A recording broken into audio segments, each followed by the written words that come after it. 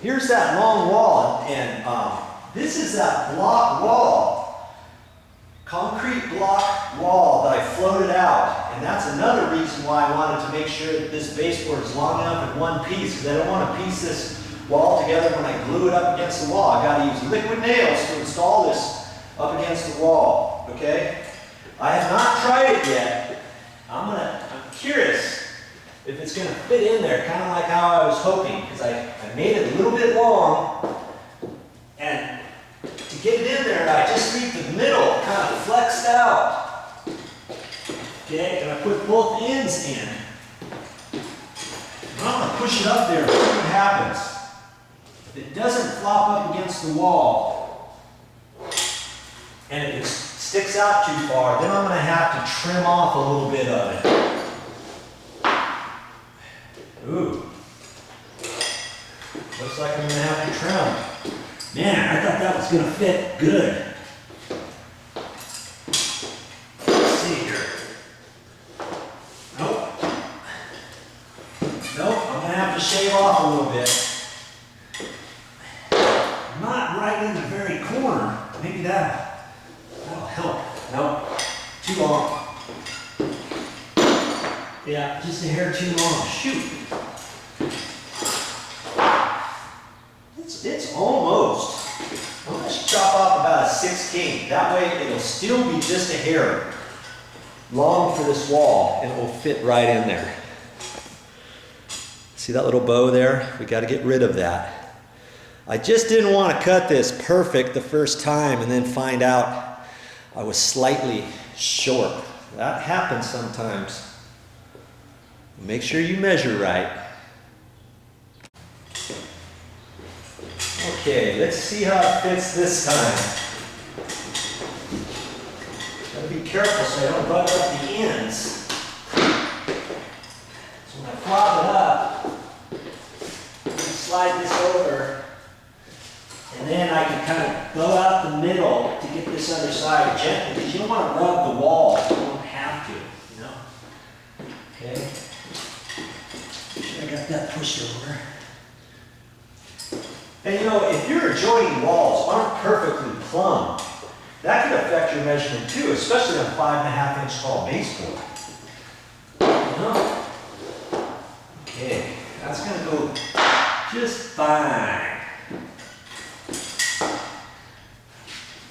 Yep. Didn't have to do much, did I? Okay.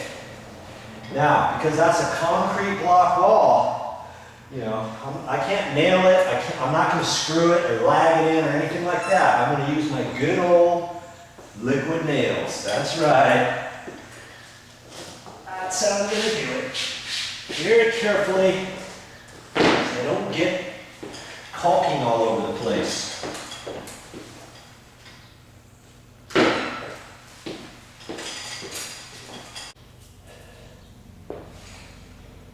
Do you remember this stuff? This is your friend, liquid nails. I use this for all kinds of stuff.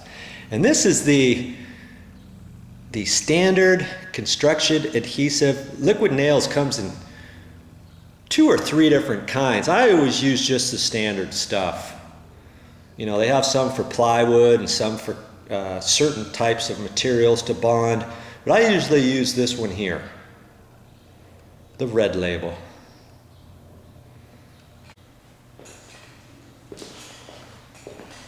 You know, whenever you use this stuff, it's got a seal inside the hole. Okay, so once you cut that, you've got to break that seal. Sometimes the caulking don't have that, and if you forget about it and you start trying to squeeze this out of your container, it's going to come out of the end and spooge all over the place. So, you know, my caulk gun has that little tip on there, and I just use that, kind of gouge in there and make holes in there. Make sure whatever you use is long enough to penetrate that, and I do it 4 or 5 different times. Yep, I got it. Okay. Don't forget that. When I do this, I do it in circles.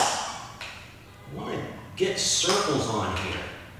And I want to make sure I don't have any gap in there. Because there's an indentation here, just a little bit on the back side, I have to make that kind of thicker.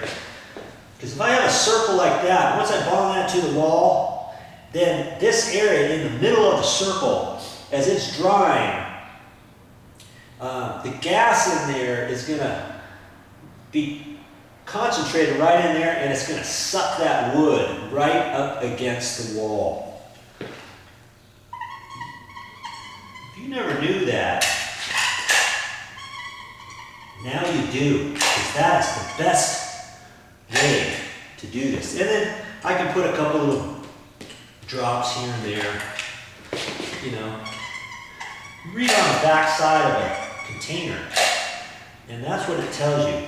That's why I say you've got to get the circle all the way in. If you get a gap on there, I mean, it's okay, it'll still work, but it's not going to suck it up as well because you're going to have a line, you're going to let the gas out, okay?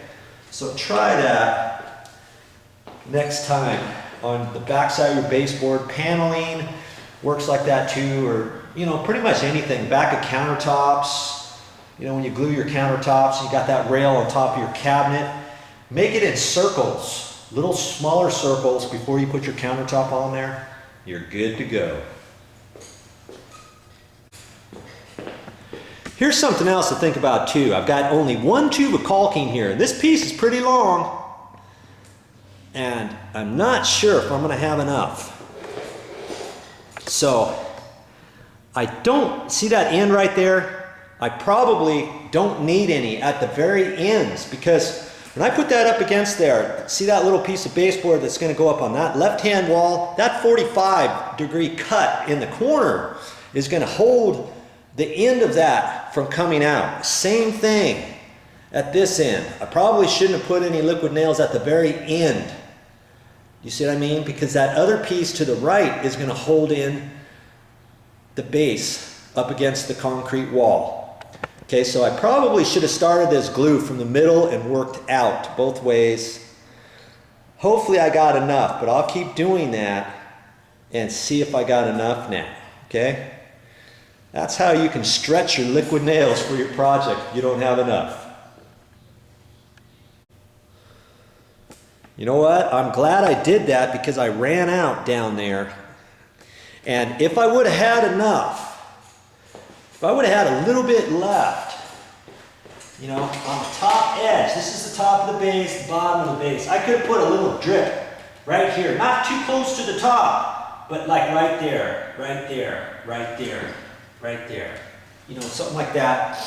I don't really need to do that at this point. I've got enough caulking on here, and once that dries, my top edge is not going to be perfectly tight up against the wall anyways, but once that liquid nails bonds to the wall, whatever it is, and then I'll caulk the top of that.